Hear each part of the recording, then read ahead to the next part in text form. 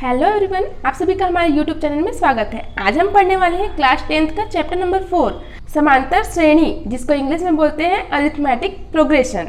इसका हम exercise first का क्वेश्चन नंबर 7 से 13 तक के क्वेश्चन को सॉल्व करने वाले हैं। अगर आपको इससे पहले की क्वेश्चन को सॉल्व करना सीखना है तो आप मेरी पहले की वीडियोस चेक कर सकते हैं। तो बिना देरी किए वीडियो स्टार्ट करते हैं। क्वेश्चन नंबर 7 है हमारा, समांतर श्रेणी हमें दी गई है 8, 15, 22। इस प्रकार से n इसका जो लास्ट टर्म दिया गया है वो है 218। तो हमें पदों की संख्या ज्ञात करनी है, हमें n की वैल्यू फाइंड करनी है। तो बनाते हैं इसे। सबसे पहले हम इसमें लिखेंगे, दिया गया है समांतर श्रेणी जो दी गई है हमें 8, 15, 22। यहाँ से लेकर के लास्ट जो टर्म दिया गया है हमें 218। तो हमें n की वैल्यू फाइंड आउट करनी है। तो हम सबसे पहले यहाँ प्रथम पद निकालते हैं। प्रथम पद हमें जो दिया गया है ये हमारा फर्स्ट टर्म है, तो इसको a या a1 से प्रदर्शित करते हैं। तो a इज इक्वल टू ये है 8 एंड d हम निकालेंगे सर्वांतर। तो d की वैल्यू हम कैसे निकालते हैं, जो हमारा द्वितीय पद है उसमें से प्रथम पद को घटाएंगे। तो 15 में से 8 घटाएंगे तो ये आएगा 7। यहाँ से भी हम निकाल सकते हैं, तृतीय पद में से द्वितीय पद को घटाएंगे तो यहाँ पे भी हमें 7 मिलेगा। और अंतिम पद या फिर इसको हम nवां पद के नाम से भी जानते हैं। तो यहाँ हमें n की वैल्यू फाइंड आउट करनी है। तो हम मानेंगे कि माना कि ये जो अंतिम पद है इसको an मान लेते हैं। तो माना कि यहाँ पे पदों की संख्या क्या है, n है।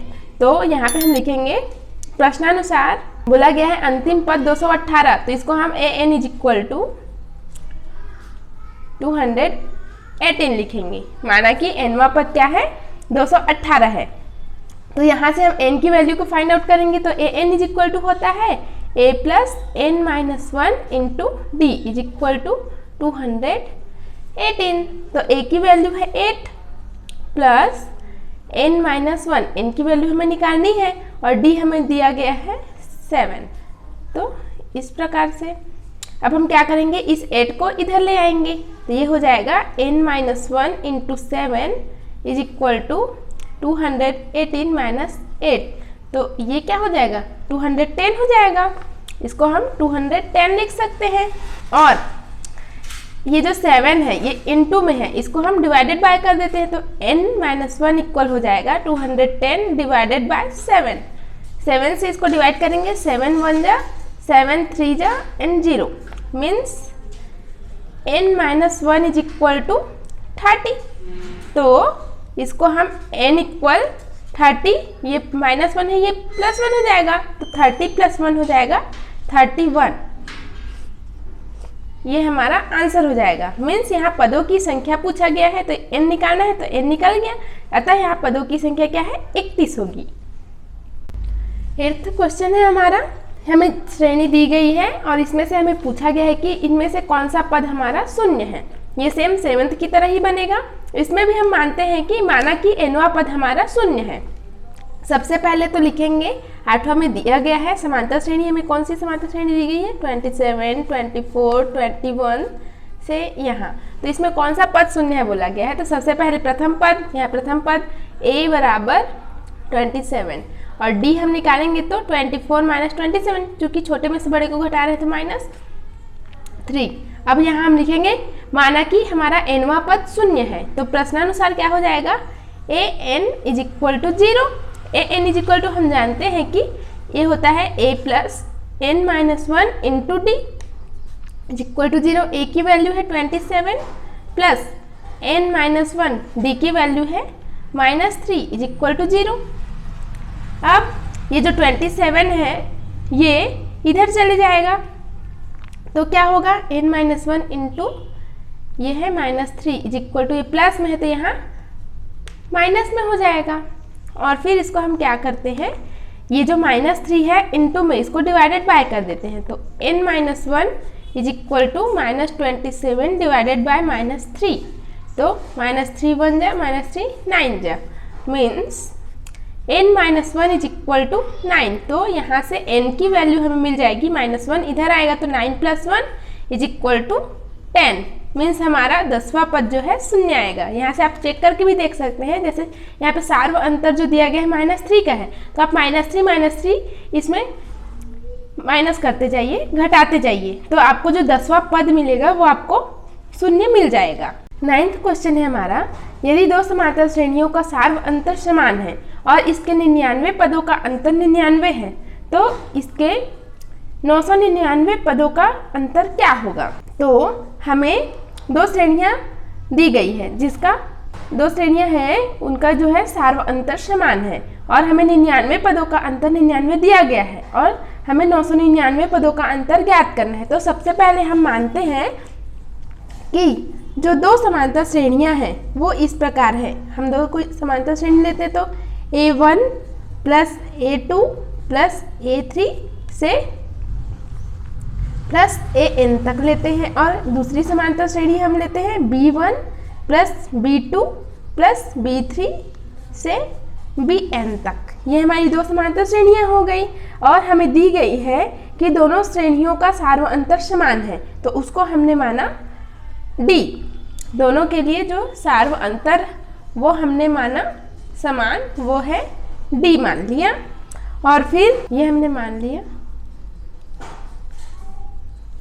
अब पहली ये जो समांतर श्रेणी है, इसके लिए पहली समांतर श्रेणी के लिए इनवा जो पद हो जाएगा AN इज इक्वल टू होगा A1 plus N-1 into D। उसी प्रकार दूसरी समांतर श्रेणी के लिए nवें पदों का योगफल क्या, nवां पद क्या हो जाएगा BN is equal to B1 plus N-1 into D हमने इक्वल रखा क्योंकि दोनों के लिए सार्व अंतर समान है। अगर अलग रहता तो इसको हम अलग अलग रखते। अब हम निकालेंगे nवें पदों का अंतर। ये हमने nवां पद निकाल लिया, अब इसका अंतर निकालेंगे तो AN माइनस BN ऐसा निकाल दिए।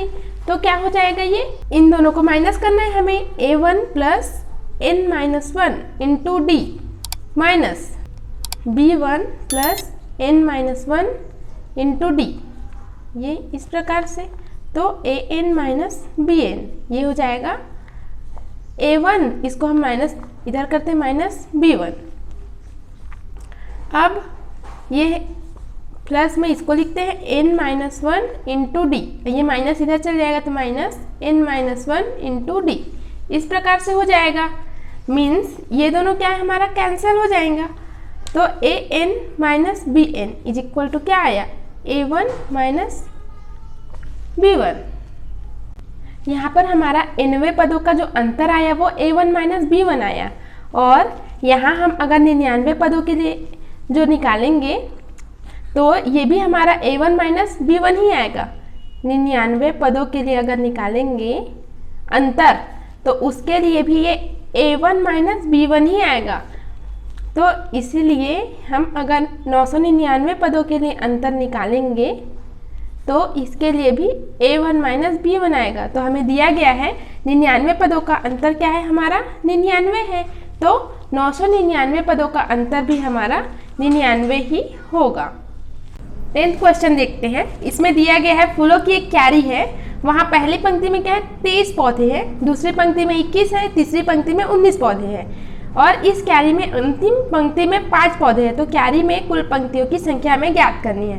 तो इसमें हमें समांतर श्रेणी दी गई है 23, 21, 19, और इस प्रकार से ये बढ़ते जा रही है, और अंतिम पद भी हमें दिया गया है 5। तो हमें क्यारी में कुल कितनी पंक्तियाँ हैं, मीन्स हमें पदों की संख्या ज्ञात करनी है n।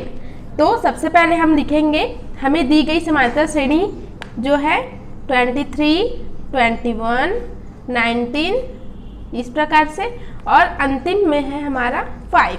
तो यहाँ से हम, और हमें क्यारी में पंक्तियों की संख्या ज्ञात करनी है, मीन्स हमें n को निकालना है। आप इसको जमा के लिखिएगा। तो हम यहाँ पे सबसे पहले प्रथम पद लिखेंगे, a बराबर है 23, d निकालेंगे 21 माइनस 23, यहाँ आ जाएगा -2, और प्रश्नानुसार दिया गया है कि अंतिम पंक्ति में पौधे की संख्या 5 है, तो यहाँ प्रश्नानुसार लिखेंगे AN इज इक्वल टू 5। तो AN इज इक्वल टू होता है A plus N-1 into D is equal to 5। A की वैल्यू है 23 प्लस N की वैल्यू हमें निकालनी है, D की वैल्यू है -2। Is equal to 5। अब हम क्या करेंगे, 23 को उधर ले जाते हैं, तो n minus 1 into minus 2, 5 minus 23, n minus 1 यहाँ क्या होगा 5 माइनस 23, ये हो जाएगा माइनस 18, और ये जो माइनस 2 है मल्टीप्लाई में है, ये इधर आके डिवाइड में हो जाएगा, 2 1 जा 2 9 जा, means n minus 1 is equal to 9। और इसको और आगे सॉल्व करेंगे तो n equal 9 plus 1 means 10, n equal 10 हमारा आंसर होगा। मीन्स यहाँ आंसर क्या आएगा, कैरी में कुल पंक्तियों की संख्या हमारी 10 होगी। इस प्रकार से 11वां क्वेश्चन हमारा इस प्रकार है। संजय है वो क्या करता है, प्रथम सप्ताह में 5 रुपये की बचत करता है और फिर अपने साप्ताहिक बचत को 1.75 रुपये बढ़ाता जाता है। फिर 9वें सप्ताह में उसकी साप्ताहिक बचत 20.75 रुपये हो जाती है। तो हमें n की वैल्यू फाइंड करनी है। तो इसमें हमें समांतर श्रेणी नहीं दी गई है, उसे हमें बनाना है। तो किस प्रकार बनाएंगे हम, सबसे पहले हमारा प्रथम पद ये हो जाएगा 5 रुपये, और फिर वो क्या करता है, हम यहाँ पे सबसे पहले A1 लिख लेते हैं 5 रुपये, और फिर A2 निकालेंगे। तो A2 में वो क्या करता है 1.75 रुपये बढ़ाते जाता है। तो इसमें हम 1.75 रुपये बढ़ाएंगे तो ये हो जाएगा 6.75, और हम तीसरा पद निकालने के लिए क्या करेंगे, इसमें फिर हम 1.75 रुपये बढ़ा देंगे इस प्रकार से। तो ये हो जाएगा हमारा 8.50, और फिर A4 हो जाएगा हमारा, ये 8.50 में हम 1.75 और जोड़ देंगे तो ये हो जाएगा हमारा 10.25, और फिर AN हमें दिया गया है 20.75। तो हमें मिली समांतर श्रेणी क्या हो जाएगी, 5, 6.75, 8.50, 10.25 से लेकर के लास्ट में हमारा है 20.75। हमें n की वैल्यू ज्ञात करनी है। यहाँ पे हम सीधे सीधे बोल सकते हैं कि a हमारा ये है, d हमारा ये है, और nवां पद हमें दिया गया है, तो हमें n की वैल्यू फाइंड आउट करनी है। तो यहाँ हम प्रश्नानुसार लिख सकते हैं an इज इक्वल टू 20.75, और यहाँ से हम लिखेंगे a की वैल्यू है 5 और d की वैल्यू है, द्वितीय पद में से प्रथम पद को घटाएंगे तो ये हो जाएगा 1.75, और फिर यहाँ हम an इज इक्वल टू जानते हैं a plus n minus 1 into D होता है 20.75, और हम यहाँ पे क्या करेंगे, वैल्यूज़ को रख देंगे। a की वैल्यूज़ है हमारी 5, n माइनस 1 इंटू डी है हमारा 1.75, यहाँ पे हमें मिला 20.75। पहले हम 5 को उधर माइनस करते हैं, तो n minus 1 into 1.75 is equal to 20.75 minus 5। तो फिर यहाँ हो जाएगा हमारे पास 15.75, और हम क्या करेंगे अब n माइनस 1 ये मल्टीप्लाई में है तो इसको डिवाइड में कर देते हैं, 15.75 अपॉन 1.75। तो इसको आगे और कैसे सॉल्व कर सकते हैं, यहाँ हम लिखेंगे n माइनस 1 इक्वल, इस प्रकार से हमने लिख दिया, और फिर इसके नीचे वाले के बदले यहाँ 1 0 0, और इसके बदले दशमलव के बदले 1, और ये 0 0, ये दोनों तो कैंसिल हो गए। 5 से इसको डिवाइड करके देखते हैं, 5 3 जा 15, 2 तो 2 और 5 तो 5 5 जा 25, इसको 5 3 जा 15, 5 1 जा 5 5 5 जा 25, और ये 5 7 जा एंड 5 6 जा 30, 5 3 जा 7 1 जा 7 9 जा, मीन्स यहाँ में क्या मिला 9। n minus 1 equal to 9, means n equal 9 plus 1 means 10। यहाँ पे हमें मिली n की वैल्यू 10, मीन्स यहाँ पे n का मान हमें ज्ञात करना था, जो कि हमें 10 मिल गया। 12वां देखते हैं। इसमें दिया गया है एक समांतर श्रेणी और उसमें हमें पूछा गया है कि क्या इस समांतर श्रेणी का एक पद ऋण 47 भी है, और यदि है तो वह कौन सा पद है। मीन्स यदि है तो हमें n का वैल्यू फाइंड आउट करना है। तो सबसे पहले हम इस समांतर श्रेणी को लिख लेते हैं। सबसे पहले हम लिखेंगे दी गई समांतर श्रेणी जो इस प्रकार है 18, 15, 1/2, 13 और फिर इसी प्रकार हमें -47 को चेक करना है कि ये इसमें है कि नहीं है। तो हम सबसे पहले इसको और सेटिस्फाई करा के देखते हैं।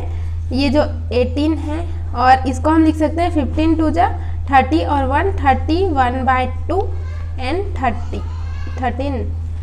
अब इसको हम एक और तरीके से लिख सकते हैं। इसको दो प्रकार से लिखा जा सकता है। ये 15 और 1/2, 15 और 1/2। इसको सबसे पहले तो इसमें 15 × 2 30, 30 + 1 31 अपॉन 2 ऐसे लिख सकते हैं, या फिर इनके बीच में प्लस का साइन लगा दीजिए और इसको एलसीएम की तरह हल कर दीजिए। 2 और 1 का 2 को डिवाइड कीजिए 1 से 2 आएगा, 2 × 15 तो 30 प्लस 2 को डिवाइड कीजिए 2 से तो 1 1 × 1 तो 1, तो ये हो गया 31/2। तो इस प्रकार से इसको हल किया जाता है। तो इसको हम देखते हैं कि इसमें 47 जो है आता है कि नहीं आता है। सबसे पहले तो हम इस समांतर श्रेणी में a और d पता कर लेते हैं। a है हमारा 18 और d की वैल्यू फाइंड आउट करने के लिए 31/2 माइनस 18, कुछ नहीं है तो 1, तो यहाँ हम एलसीएम निकालेंगे। ये 31 माइनस 36 मीन्स -5/2। ये d में हमें मिल गया, ये a हमें मिल गया। तो सबसे पहले हम मानते हैं कि माना कि ये जो ऋण 47 है वो nवा पद है, तो हम यहाँ पे लिखेंगे an बराबर ऋण 47। an की value a + n-1 × d is equal to -47। ये हो गया। और फिर अब a की वैल्यू है 18 + n-1 × d की वैल्यू है -5/2 इज इक्वल टू -47, इस प्रकार से। और अब n-1 × -5/2 -47 और ये इधर आ जाएगा तो -18, तो n-1 × -5/2 is equal to minus minus add हो जाएगा पर माइनस का साइन लगेगा। 7 8 15 ये 65। अब n-1 इक्वल टू -65 और ये जो है इसको इस साइड ले आएंगे तो ये गुणा में है तो भाग में हो जाएगा। 2 वाला हर में है तो ये अंश में चले जाएगा और ये अंश में है तो ये हर में, और ये माइनस का माइनस। तो अब इसको 5 1 जा 5 13 जा पर माइनस में रहेगा। Means n-1 equal to -13 × -2 means -26। ये हो गया। तो n की वैल्यू निकालेंगे तो -26, ये माइनस और माइनस प्लस हो जाएगा, तो ये +1 मीन्स n की वैल्यू हमें मिल गई 27। मीन्स n जो है हमारा 27 आया। अगर यह ऋणात्मक आता तो पदों की संख्या हमारी ऋणात्मक नहीं हो सकती, बल्कि पद ऋणात्मक हो सकते हैं। तो पदों की संख्या हमारी धनात्मक आई है, मतलब कि हमारा 27वां पद जो है वो ऋण 47 होगा। 13वां क्वेश्चन है हमारा, किसी समांतर श्रेणी का 11वां पद हमें 38 दिया गया है, 16वां पद 73 दिया गया है, तो हमें श्रेणी का 31वां पद ज्ञात करना है। तो यहाँ हम सबसे पहले लिखते हैं, ये हमें बोला गया है 11वां पद, तो हम जानते हैं nवां पद बराबर होता है an बराबर a + n-1 × d। तो यहाँ पे बोला गया है 11वां पद, तो 11वां पद निकालने के लिए यहाँ हो जाएगा n की जगह 11, तो a + 11 - 1 10 d। तो उसी प्रकार हमको और निकालना है 16वां पद, तो 16वां पद तो n की जगह 16 रखेंगे तो a + 16 - 1 15 d हो गया। और फिर हमें श्रेणी का 31वां पद निकालना है, तो यहाँ हम लिख देते हैं 31वां पद, n की जगह 31 रखेंगे तो ये हो जाएगा a + 31 - 1 तो 30 d। तो यहाँ पे अब लिखेंगे हम प्रश्नानुसार। प्रश्न में बोला गया है कि 11वां पद 38 है, means a plus 10d is equal to 38, और फिर बोला गया है 16वां पद 73 है, तो a plus 16d is equal to 73। तो इस प्रकार से ये प्रश्न में दिया गया है, और इसको हम equation first and equation second name दे देते हैं। फिर हम क्या करेंगे, समीकरण 2 में से समीकरण 1 को घटाएंगे। समीकरण 2 में से समीकरण 1 को घटाएंगे, क्यों? इससे a जो है माइनस हो जाएगा और d का मान हमें मिल जाएगा, और d का वैल्यू को हम इन्हीं दोनों वैल्यूज में से, इन्हीं दोनों समीकरण में से किसी में रखेंगे तो हमें a की वैल्यू मिल जाएगी, और यहाँ पे a और d की वैल्यू हम रखेंगे तो इसका वैल्यू हमें मिल जाएगा। 31वां पद हमें ज्ञात करना है, तो 2 में से 1 को घटाएंगे तो a plus 16d is equal to 73 और a plus 10d is equal to 38। Minus कर देते हैं, a और a कैंसल, 16 माइनस 10 ये हो जाएगा 6d इज इक्वल टू, ये हो जाएगा 13 में से 8 माइनस किए, 7 माइनस 4 तो 3, ये जो 16 नहीं ये 15 है, तो ये 15 होगा, तो 15 माइनस 10 तो 5, तो यहाँ से d की वैल्यू हमें मिल जाएगी 35 डिवाइडेड बाय 5 मीन्स 7, तो d की वैल्यू 7 मिल गई हमें, और फिर इसी d की वैल्यू को हम इक्वेशन नंबर फर्स्ट में रख देंगे।